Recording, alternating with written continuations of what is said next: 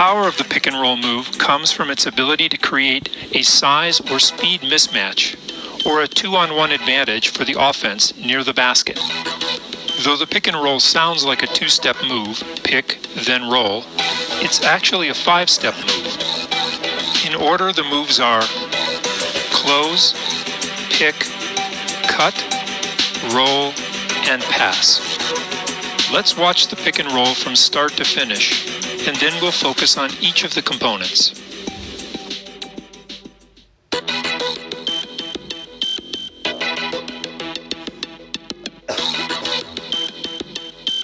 First, the close.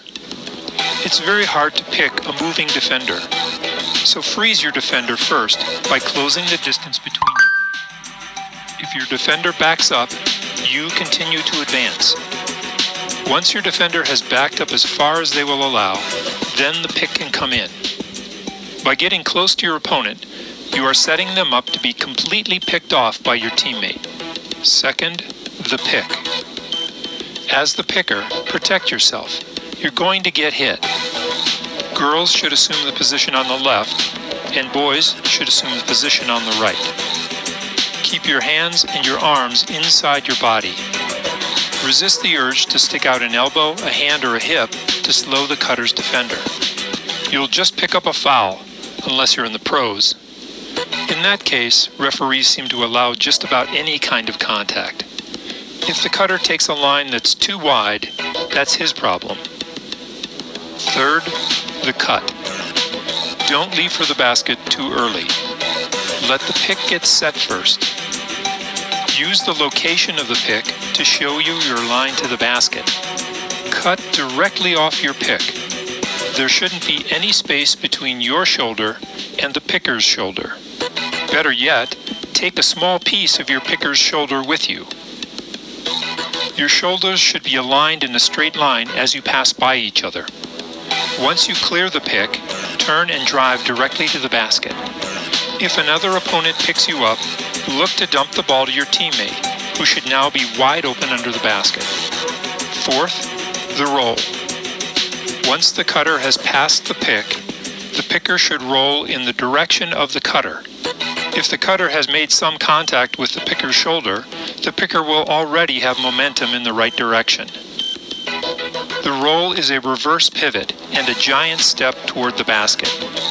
The reverse pivot and giant step give you immediate separation from the cutter's defender, who you just picked. Your giant step should be in the direction of the basket, so adjust the amount of your pivot to make that giant step a natural one. Look at the ball the entire time you're pivoting, so you can be ready to receive a pass if your defender picks up the cutter. And last, the pass. If the picker's defender picks you up, redirect your drive slightly wide of the basket and pass back to the picker as he rolls to the basket. This pass should take place very quickly, while the defender is switching to pick you up. Bounce passes work better than chest passes or lob passes. The best pass of all is a bounce pass directly off the dribble. Dribble once, then pass. 2 dribbles past the picker is usually too many. At that point, you should probably just muscle the ball to the basket. Now let's look at some mistakes. If the cutter doesn't close properly, the defender can easily step over the pick and continue to guard the cutter. If the cutter leaves before the pick is set, this can result in a moving screen violation, or allow the defender to stay with the cutter. If the cutter doesn't make contact with the picker's shoulder, this allows the defender to easily step around the pick, or results in a blocking foul by the picker. If the cutter takes a line that's not directly to the basket, then they're no real threat and they're easy to defend. If the cutter dribbles too many times, the roller will be out of position or will be defended. 2 dribbles are too many. If the picker rolls in the wrong direction, it will create several problems. First, he'll lose sight of the pass.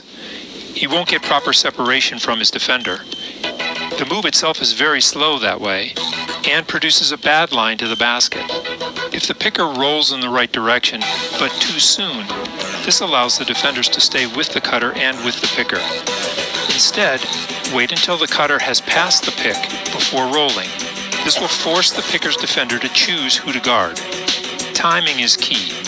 Once the cutter has closed on his opponent, the picker has to start moving or already be in motion. If the picker waits too long, the cutter may have the ball stolen. Once the pick is set, the cutter has to take off. Wait too long and the cutter's defender will have time to step over the pick. As soon as the cutter is passed, the picker has to roll. Wait too long and you won't be ready to receive the pass from the cutter. The location and angle of the pick are also very important. If the picker chooses a bad angle, they can force the cutter away from the basket or into a trap. Let the position of the cutter's defender determine the location and angle of the pick. If the defender is playing directly between the cutter and the basket, pick them on their baseline side. If they're overplaying the cutter on one side or the other, place your pick on the center line of the cutter. In either case, pick at an angle which is going to give the cutter a direct line to the basket and make it very difficult for the cutter's defender to follow. This may sound complex, but it's really very simple. The location of the defender determines the location of the pick. The location and angle of the pick determines the line of the cut. The cutter then just follows the line that the picker has given them. Note that there are